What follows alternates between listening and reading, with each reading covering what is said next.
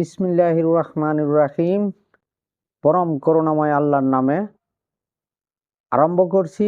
আজকে সামান্য ছোট্ট কয়েকটা কথা আলোচনা করব এই মানব জিন্দিগির সফলতার জন্য। এই মানব সৃষ্টি পিতৃ এবং মাতৃকুল দ্বারা আমরা সৃষ্টি হয়েছি। এই সৃষ্টিকে উদ্ধার হওয়ার জন্য বলা হয়েছে, মহান আল্লাহ রাব্বুল ইজ্জত বলেছেন কোরআন পাকে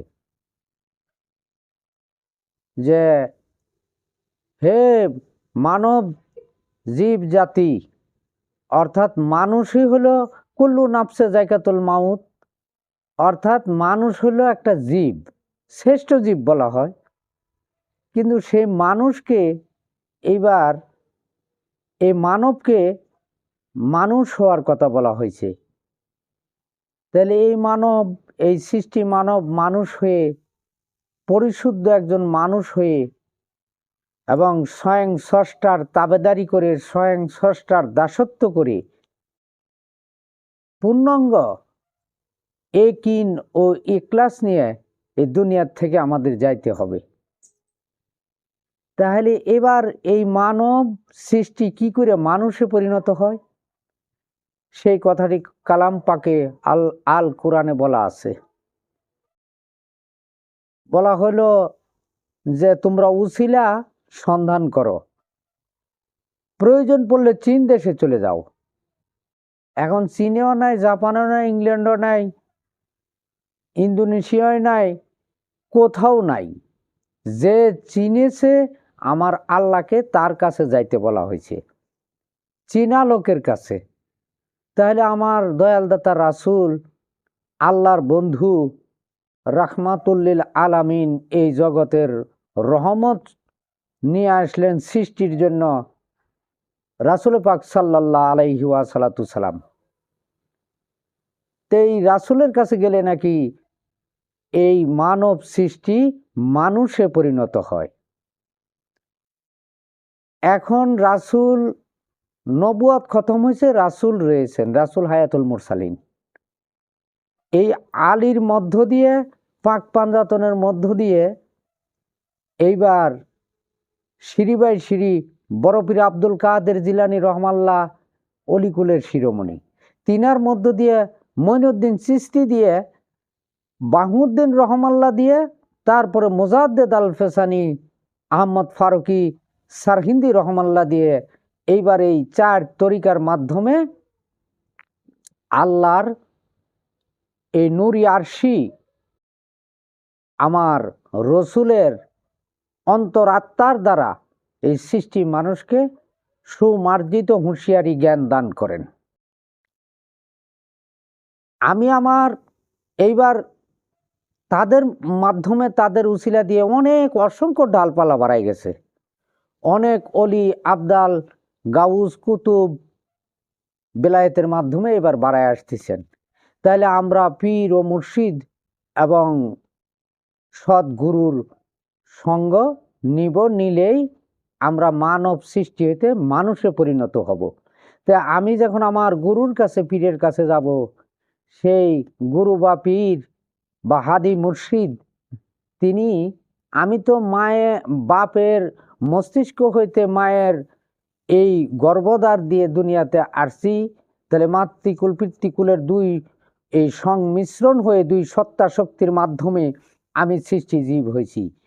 আমার দয়াল গুরু কাছে আমি বায়াত হব, উসিলা নিব, বিক্রি হবে। আমার কি বেচবো আর উনি কিনে নেবেন, এখানে তো টাকা পয়সার কোনো বিনিময় নেই। তাহলে আমি বিক্রি হবে আর উনি কিনবে, তাহলে কিছু আদান প্রদান হবে। সেই আদান প্রদানটা কি? আমার পচা দেহ, জড় দেহ, আমার এই নিকৃষ্ট দেহ উনি কিনে নেবেন, ক্রয় করবেন, আমি বিক্রি হয়ে যাবে। আমার অজ্ঞানতা, আমি বিক্রি হয়ে ওনার পরম সত্তা, রুহি সত্তার সঙ্গে ওনার পরিচয় আছে। ওই স্বরূপে উনি নীরবে সংমিশ্রণ হয়ে থাকেন সর্বদা। যদিও মানুষের মতন আকৃতি, আমার মতনই হাত পাও দেখতে কখনো নয়, তিনি বিভিন্ন জায়গায় বিভিন্ন রূপ ধারণ করতে পারেন। সেই সত্তার সঙ্গে তিনার সংমিলন হয়ে গেছে। আল্লাহর ঐশ্বরিক জাতি নূরের সঙ্গে তিনার সে লয় বিলয় আছে। তাই কামেল ব্যক্তি, কামেল মুর্শিদ, কামেল গুরু কি করেন? একজন এই জীবধারী মানুষ যখন তার কাছে যায়, তার জীব দেহের এই যে মন কুপ্রবৃত্তি তার পচা মনটা কিনে নেয়, নিয়ে তিনার মধ্যে তিনার শুদ্ধিত পরম রুহি আত্মা হইতে নুরি আরশি দিয়ে ওই ব্যক্তিকে তখন সজ্ঞানতা দান করে। আর তখনই ওই দেহটা বিনয়, নত, মোহাব্বত, ভক্তি এবং সর্বদা সর্বক্ষণ আল্লাহ রাব্বুল ইজ্জাতের ধ্যান ও ধারণার মধ্যে তখন নিমগ্নিত হয়ে যায়। এটা বলে দেওয়া হয় না, বাবা এই করো, বাবা তুমি এরকম করো, কখনো নয়। জীব মন কোনোদিনই পরিশুদ্ধ নয়। পরম রুহি আত্মা যতক্ষণ পর্যন্ত যিনি কামেল হবেন, তিনি তার সচেতন করে সেই নূরি রুহি রশ্মি দিয়ে ওই ব্যক্তির এই মৃত্যু কালবে এনে দিবে সেই রুহানি, আর ওটা সচেতন করে দিব। সজ্ঞানতা তার মধ্যে গোটা দেহের মধ্যে সঞ্চালিত হয়ে গেল। আর সঞ্চালিত যখনই হলো, তখন এই রুহি আত্মার বিবেকের কর্মকার্য তখন ওই গোটা দেহ চলতে থাকে। আর ওই ব্যক্তিটাই তখন আল্লাহ এবং রসুলের অনুকরণ করতে পারেন। তা আমরা সকলেই সেই জায়গায় যাব যেখানে গেলে আমার এই পচা মন পচা দেহটা কিনে নিয়ে দয়াল গুরু বা মুর্শিদ ওই রসুল যেন তিনার নুরি রুহি আত্মা আমার মাঝে প্রবেশ করাইয়া আমাকে সচেতন এবং সজ্ঞানতা ওই স্বরূপের সন্ধান দিয়ে আমাকে সুমার্জিত করে আমার যেন শির নত করে আমি যেন সর্বদা আমার আমি সর্বদাই উৎকেজিত, উচাটন হইতে যেন সে অবনত হয়ে যায়। তখনই সে বলবে, ওইটা হলো এই অন্তরের কালেমা, যে লা ইলাহা ইল্লাল্লাহ, তুমি এক আল্লাহ। আমি মুখে বললাম 1000 বার, ওই ধ্যান নাই, প্রেম নাই, ওই ভক্তি নাই, মোহাব্বত নাই, ছেড়ে ওলি আউলিয়া গাউস কুতুব তারাই করাইতে পারে। একটা পশু পর্যন্ত তার কাছে বশ হয়ে যায়। কুমির, বাঘ, শিয়াল, কুকুর আসতেছে খেপে ওনার সামনে এসে, ওনার কাছে এসে তখন ওনার কাছে বাধ্যগত হয়ে গেছে। তো এই মানবের মধ্যে রয়েছে এই 6টা রিপুর মধ্যে 10টা পশুগুণ, ওই মানুষটাও তখন বাধ্যগত হয়ে যায়। যেমন রাসূল পাক সাল্লাল্লাহু আলাইহি সাল্লামের সামনে উমর গেছিলেন, তরবারি ফেলে দিয়ে আমার রাসূলের কাছে তখন বায়াত গ্রহণ করলেন, গেছিলেন কিন্তু ক্রোধান্বিত অবস্থায়। আর ওখানে যাওয়ার পরে এমনই এক নুরি তাজ্জালিয়া বাতিনি শক্তি পরিচালনা করলেন, ফায়েজ নিক্ষেপ করলেন, তার হাত থেকে তরবারি পড়ে যায়, তখন তিনি কালেমা গ্রহণ করলেন।